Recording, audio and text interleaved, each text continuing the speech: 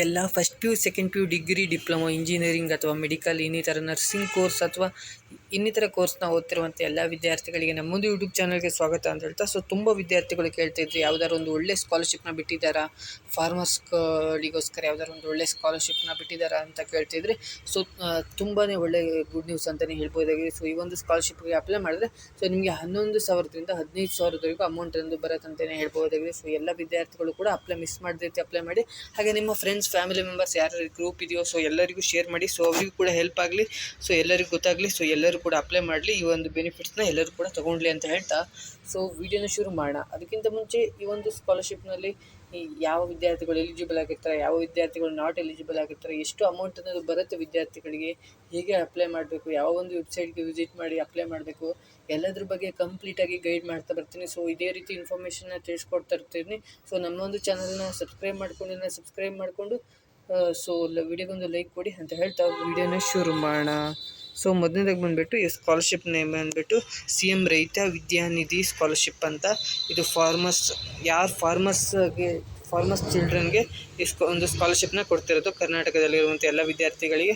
So ಈ ಒಂದು ಸ್ಕಾಲರ್ಶಿಪ್ನ deadline ಬಂದುಬಿಟ್ಟು ಸೊ 31 ಡಿಸೆಂಬರ್ 2026.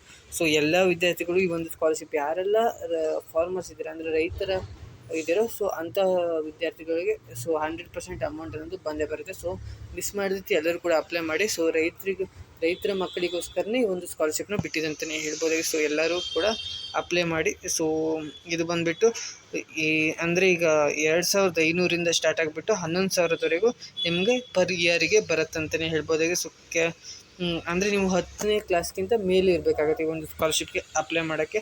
ಸೊ ಬೆನಿಫಿಟ್ಸ್ ಮತ್ತು ಫಿನಾನ್ಷಿಯಲ್ ಸಪೋರ್ಟ್ ಏನಂದರೆ ಟೋಟಲ್ ಸ್ಕಾಲರ್ಶಿಪ್ ಬಂದುಬಿಟ್ಟು 11,000 ಮೇಲೆ ಬರುತ್ತೆ ನಿಮಗೆ ಅಮೌಂಟು.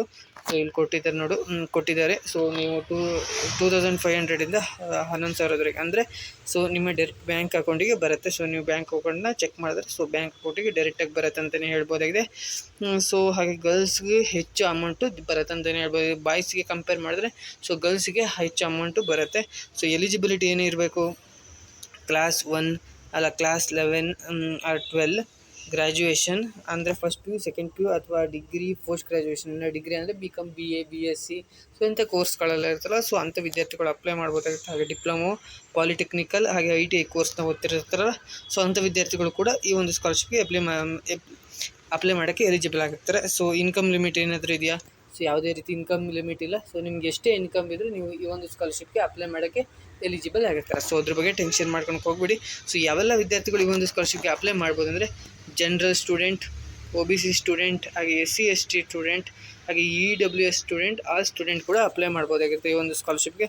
ಹಾಗೆ ಸೆಲೆಕ್ಷನ್ ಪ್ರೊಸೆಸ್ ಹೇಗಿರುತ್ತೆ ಅಂದರೆ ಸೊ ನೀವು ಎಲ್ಲದೂ ಅಂದರೆ ನೀವು ಒಂದು ಸರ್ಟಿಫಿಕೇಟ್ ಇರುತ್ತಲ್ಲ, ಸೊ ಆ ಸರ್ಟಿಫಿಕೇಟ್ ಮೇಲೆ ನಿಮ್ಮ ಮತ್ತು ನೀವು ಮಾರ್ಕ್ಸ್ ಬಂದಿರುತ್ತಲ್ಲ ಸೊ ಅದ್ರ ಮೇಲೆ ನಿಮ್ಮ ಒಂದು ಈ ಒಂದು ಸ್ಕಾಲರ್ಶಿಪ್ ಅಮೌಂಟ್ ನಿಮ್ಗೆ ಬರುತ್ತಂತಲೇ ಹೇಳ್ಬೋದಾಗಿದೆ. ಸೊ ಅಂದರೆ ನೀವು ಕರೆಕ್ಟಾಗಿ ಒರಿಜಿನಲ್ ಆಗಿರೋ ಸರ್ಟಿಫಿಕೇಟ್ನ ಕೊಟ್ಟರೆ ಅಂದರೆ ಫಾರ್ಮರ್ ID ಅಂತ ಇರುತ್ತೆ. ಸೊ ಅದನ್ನು ಕರೆಕ್ಟಾಗಿ ಕೊಟ್ಟರೆ ಸೊ ನಿಮಗೆ ಬರುವ ಚಾನ್ಸಸ್ ಜಾಸ್ತಿ ಇರುತ್ತೆ ಅಂತಲೇ ಹೇಳ್ಬೋದಾಗಿದೆ. So amount so application process ನಿಮಗೆ ಒಂದು registration parents on the FRUITS portal to get the FRUITS ID.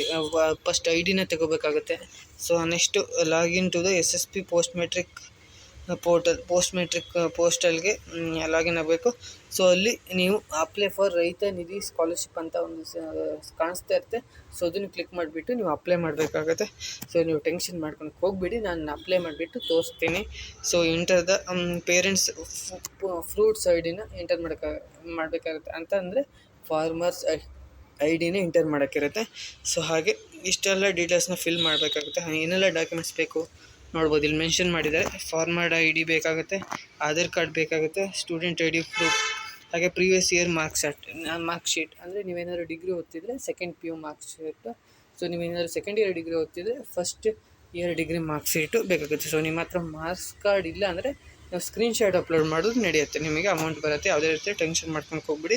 So ಹಾಗೆ ಬ್ಯಾಂಕ್ ಪಾಸ್ಬುಕ್ಕಲ್ಲಿ ನಿಮ್ಮ ಮೊಬೈಲ್ ನಂಬರ್ ಹಾಗೆ ಆಧಾರ್ ಕಾರ್ಡ್ ಎಲ್ಲ ಲಿಂಕ್ ಆಗಿರಬೇಕು. ಸೊ ಲಿಂಕ್ ಆಗಿಲ್ಲ ಅಂದರೆ ತಕ್ಷಣ ಲಿಂಕ್ ಮಾಡ್ಕೊಂಡ್ಬಿಟ್ಟು ನೀವು ನೆಕ್ಸ್ಟ್ ಈ ಒಂದು ಸ್ಕಾಲರ್ಶಿಪ್ಗೆ ಅಪ್ಲೈ ಮಾಡಿ. ಸೊ ಇಂಪಾರ್ಟೆಂಟ್ ಡೇಟು ಡಿಸೆಂಬರ್ ಒಳಗಡೆ ನೀವು ಅಪ್ಲೈ ಮಾಡಬೇಕಾಗುತ್ತೆ. ಸೊ ಈ ಒಂದು ಸ್ಕಾಲರ್ಶಿಪ್ಗೆ ಗೌರ್ಮೆಂಟ್ ಅವ್ರು ಬಿಟ್ಟಿರುವಂಥ ಸ್ಕಾಲರ್ಶಿಪ್ ಆಗುತ್ತೆ. ಆನ್ಲೈನಲ್ಲಿ ಅಪ್ಲೈ ಮಾಡಬೇಕು. ನಿಮಗೆ ಇನ್ಕಮ್ ಲಿಮಿಟ್ ಅನ್ನೋದು ಇರೋಲ್ಲ 2026. ಸೊ ನಿಮಗೆ ಇಲ್ಲಿ ಅಪ್ಲೈ ಮಾಡೋಕ್ಕೆ ಇಲ್ಲೇ ಒಂದು ವೆಬ್ಸೈಟ್ ಲಿಂಕ್ನ ಕೊಟ್ಟಿದ್ದಾರೆ. ಸೊ ಆ ಒಂದು ಲಿಂಕ್ನ ಡಿಸ್ಕ್ರಿಪ್ಷನ್ ಕೊಟ್ಟಿರ್ತೀನಿ. ಸೊ ಈ ಒಂದು ವಿಡಿಯೋ ತುಂಬ ಲೆಂತ್ ಜಾಸ್ತಿ ಆಗೋ ಕಾರಣದಿಂದ ನೀವು ವಿಡಿಯೋನ ಕಂಪ್ಲೀಟಾಗಿ ನೋಡೋಲ್ಲ. ಅದಕ್ಕೋಸ್ಕರ ನಾನು ನೆಕ್ಸ್ಟ್ ಇನ್ನೊಂದು ವಿಡಿಯೋ ಮಾಡ್ತೀನಿ ಹೇಗೆ ಅಪ್ಲೈ ಮಾಡೋದಂತೆ. ಸೊ ಯಾವುದಾದ್ರು ವಿದ್ಯಾರ್ಥಿಯ ಡೀಟೇಲ್ಸ್ ಸಿಕ್ಕಿದ್ರೆ ನಾನು ಅಪ್ಲೈ ಮಾಡಿಬಿಟ್ಟು ತೋರಿಸ್ತೀನಿ ಅಂತ ಹೇಳ್ತಾ, ಐ ಹೋಪ್ ಈ ಒಂದು ವಿಡಿಯೋ ಹೆಲ್ಪ್ ಆಗಿದೆ ಅಂತ ಅಂದ್ಕೊಂಡಿದ್ದೀನಿ. ವಿಡಿಯೋ ಇಷ್ಟ ಆಗಿರೋ like, share and subscribe. Next video ಸಿಗ್ತೀನಿ. Thank you for watching.